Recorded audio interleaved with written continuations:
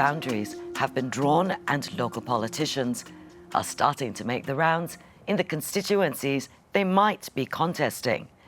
As we gear up for GE2025, Singaporeans like you and I might have questions about how our system works, from GRCs to campaigning rules.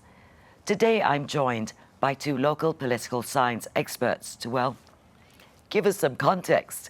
Dr. Gillian Koh, Senior Research Fellow at the Institute of Policy Studies, NUS, and Professor Walid Jumblatt bin Abdullah from the NTU School of Social Sciences.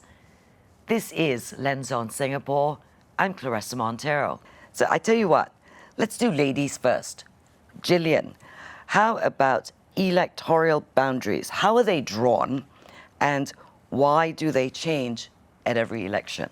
Well, in Singapore, the Prime Minister convenes the Electoral Boundaries Review Committee that comprises heads of government agencies that have the relevant information on population, where they're distributed across housing units.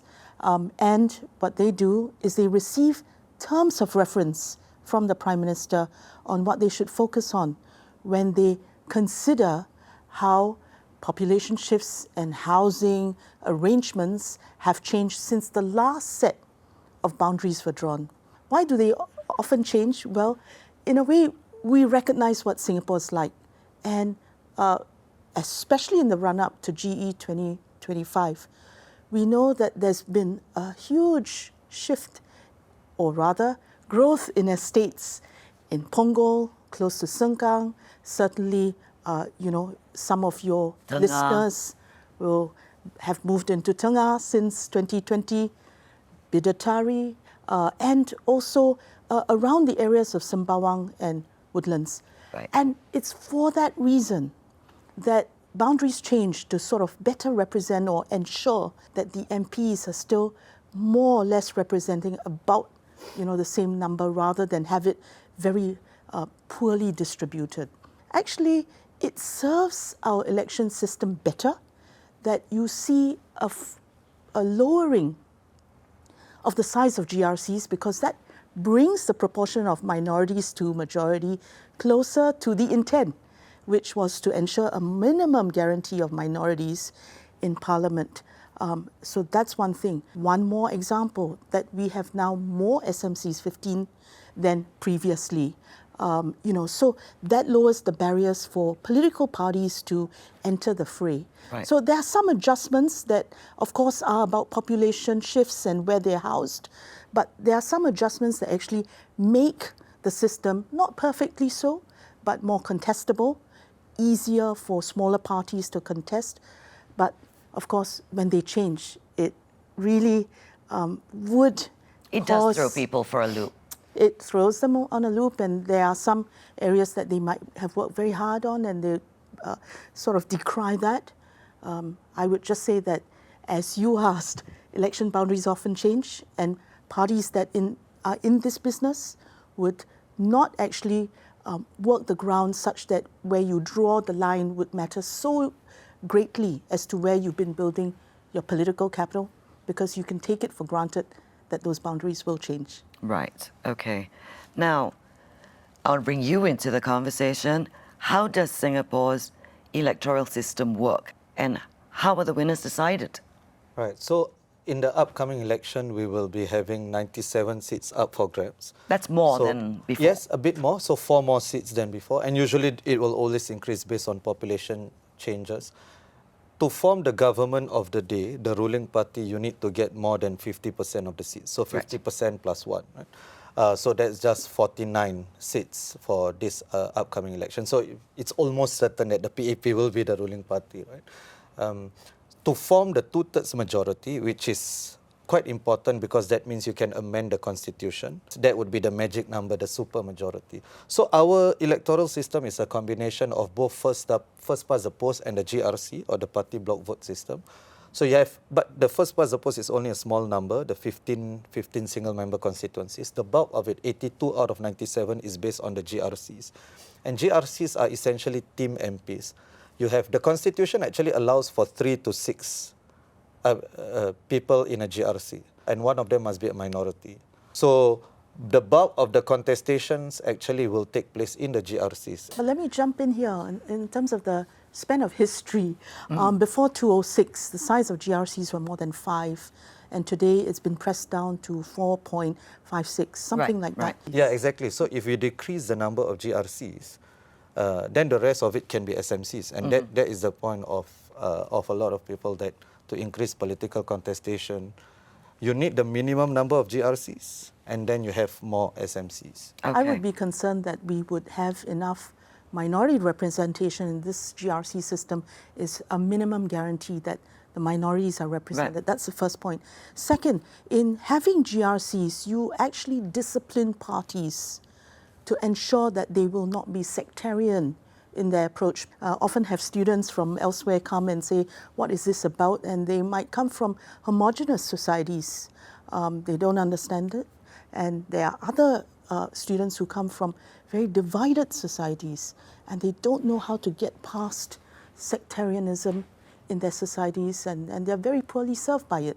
So I think we have quite a unique system, and the challenge is to get the proportions down and closer to what is the population proportion. Second part of my question, which maybe you didn't quite answer, is how the winners decided. So the winners at the national level would be whoever gets majority of the seats, the one I mentioned. So in each constituency, you just need to win more than the others who are contesting.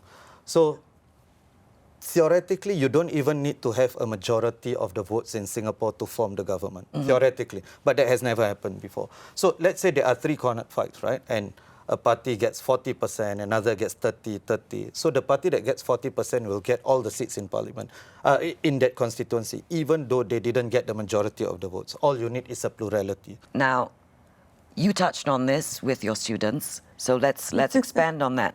How is Singapore's electoral system different from other countries? Well, I think Walid highlighted the most important part of it, which is the first past the post system.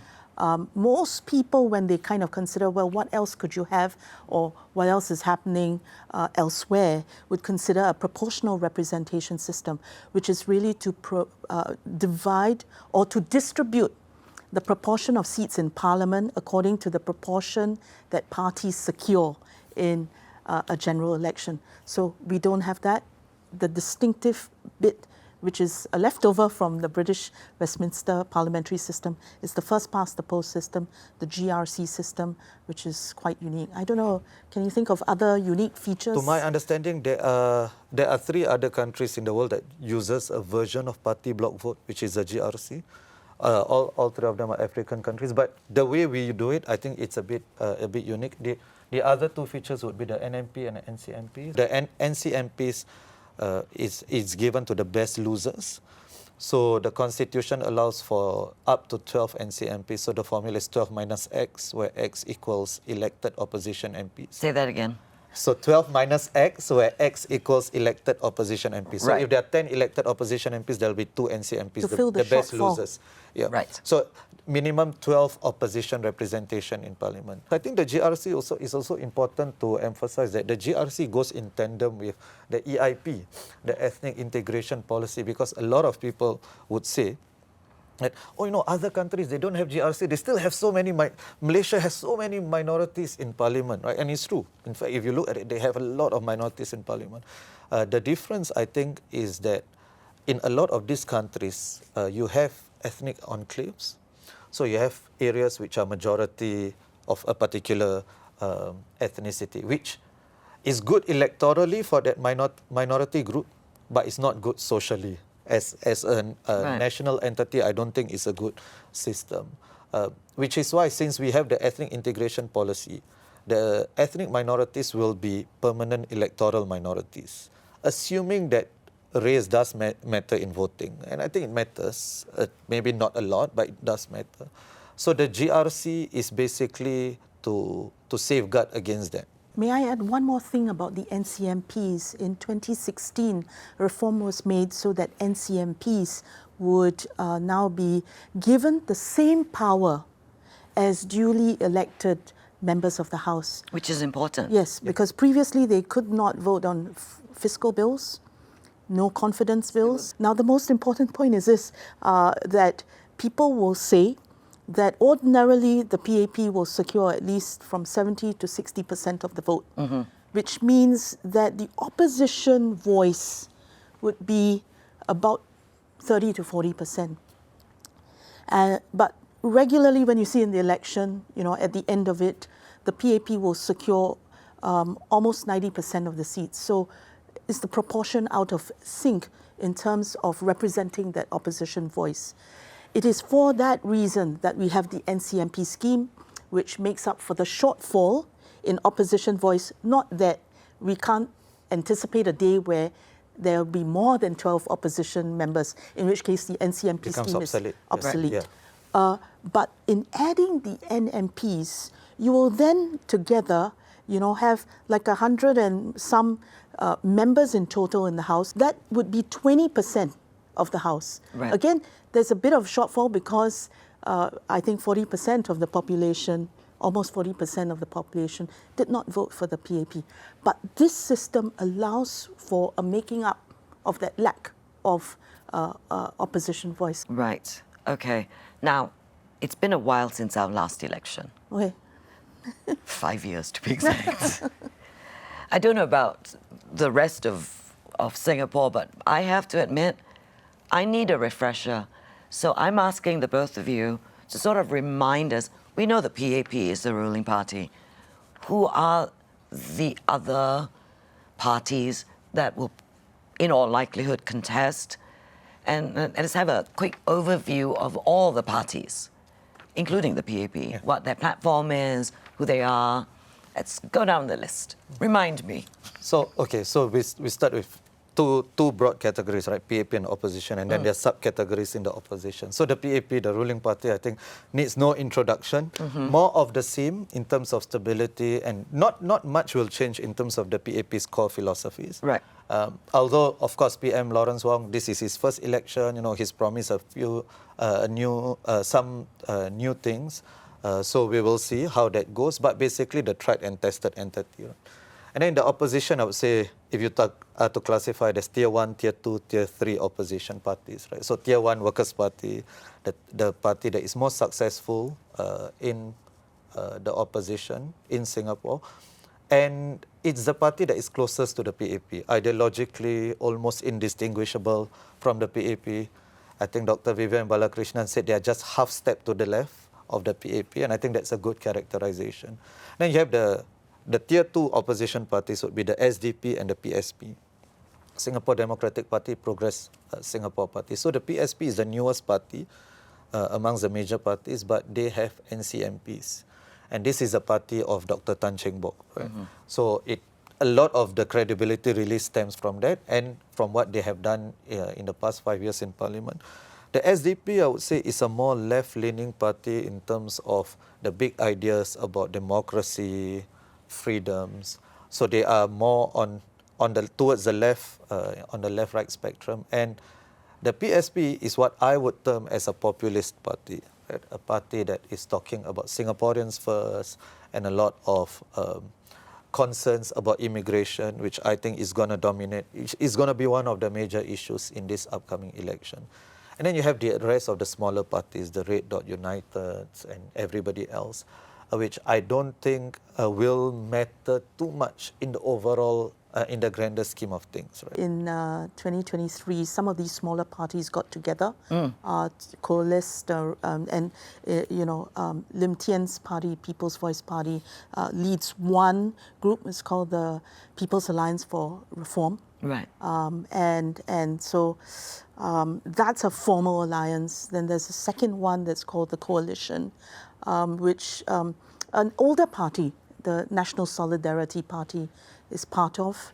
And so that's a looser one. So they are sort of, we understand, discussing where they would stand, but they're not formalized as a group or a party. So they coordinate, but they don't formalize as an alliance. Yeah. So you will hear these names as well, the PAR in the first instance, and then the Coalition in the second. Now, to say to an American observer, it might seem that our campaigning period is short. especially because there seems to be very long Yeah. to most everyone else in the world. But my question is our campaigning period actually short?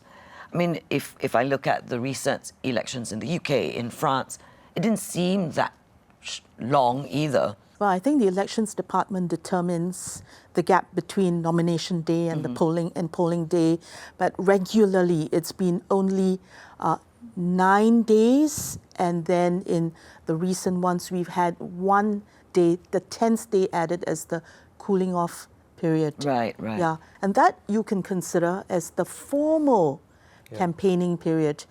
Parties will already be introducing their candidates before that, and even before the writ of election is issued when Parliament is dissolved. So what do you consider campaigning? If you refer to the official date, then it's 10 days. Right. But if you look at the parties introducing their candidates, which they're doing now already, that's much earlier.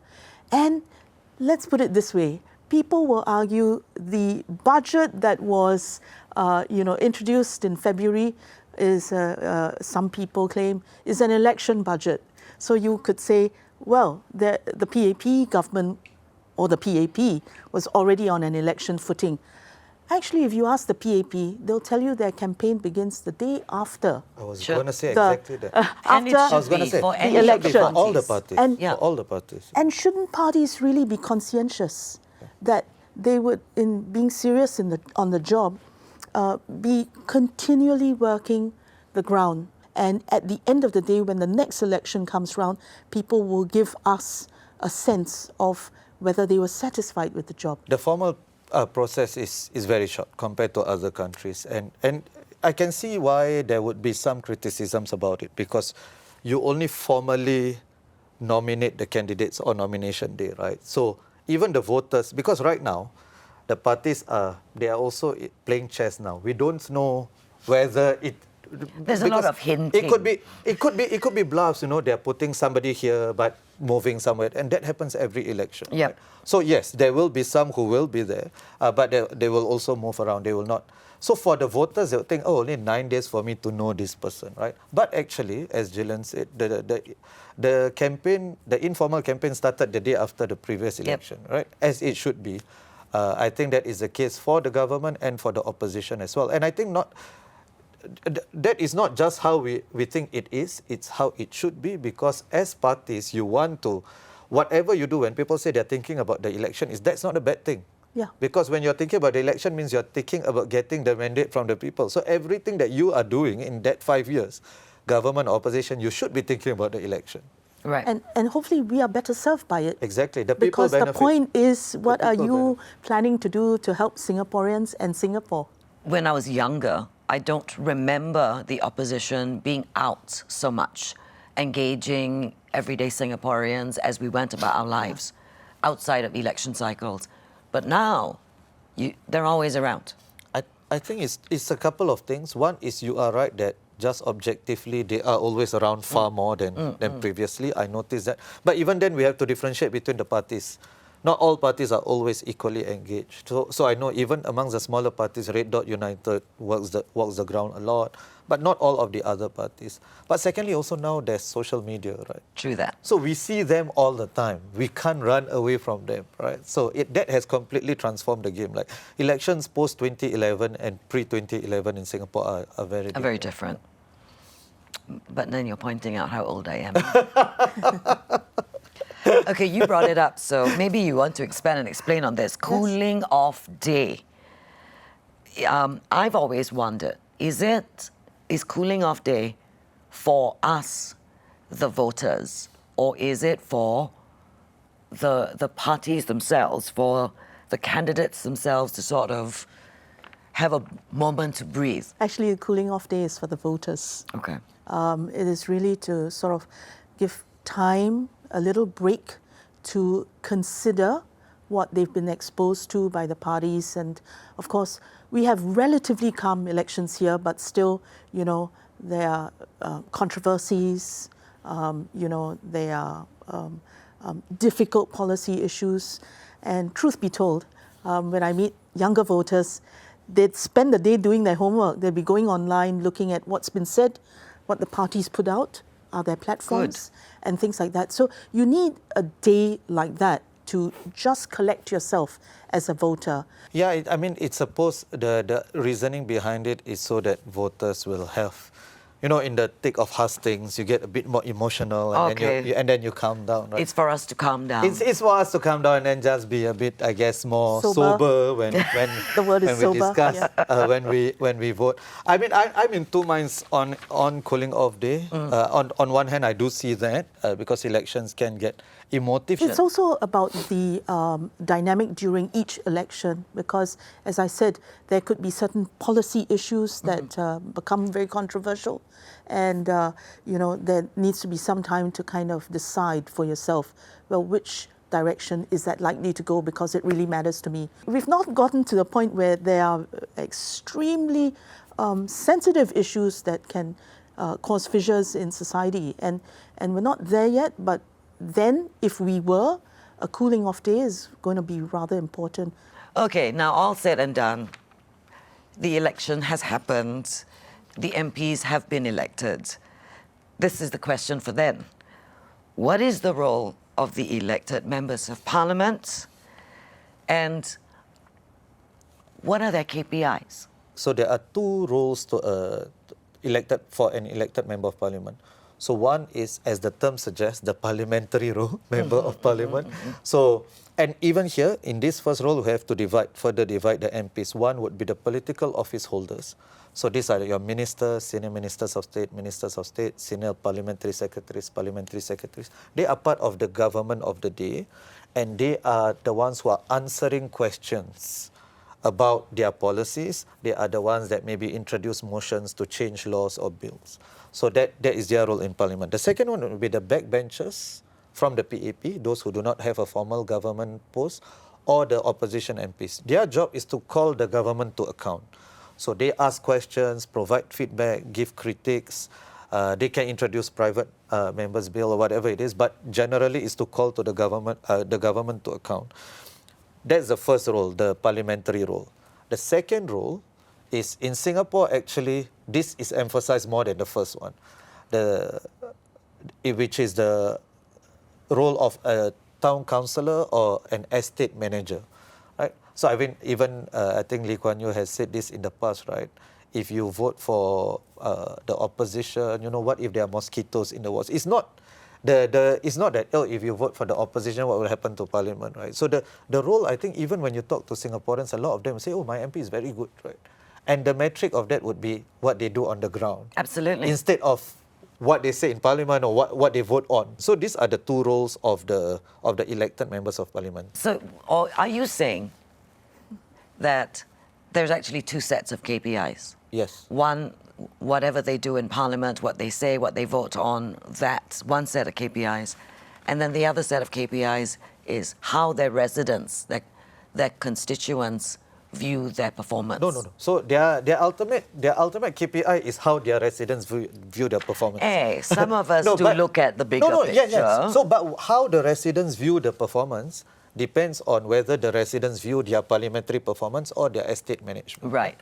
So you don't think most of us look at both? I think it's most Singaporeans look at the second, but people don't just vote based on the individual. In our system, we vote based on party and individual. So voters, ultimately, the KPI for an elected politician is whether voters like you. And voters can like you for different things. So if I could add one more thing about the role of the MPs, it would be a more unofficial, informal role, but it has almost become institutionalized, where MPs are expected to do above and beyond, you know, attend funerals, attend birthday parties. But that is not a constitutional role, right? That's just something that has evolved as our political system evolved as well. And it's becoming an expectation. Yeah, most Singaporeans will be familiar with the MPS Meet the People session. Meet the People session. So that is one formal way where MPs actually learn about concerns, but it'll be of a certain kind of concern. Usually it's a petition to sort out something that is very directly related.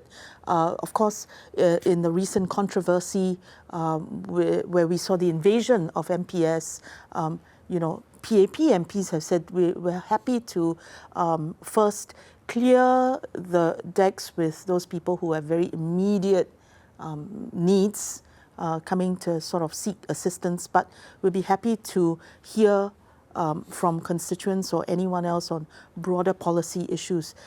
So these informal interactions, they are also very important because it allows MPs and politicians to hear more broadly on what the concerns are. But we do know a lot of MPs who will go to the coffee shops and sit down and engage. That is true. That is true. And I respect all of them, whatever their party affiliation is, for doing that.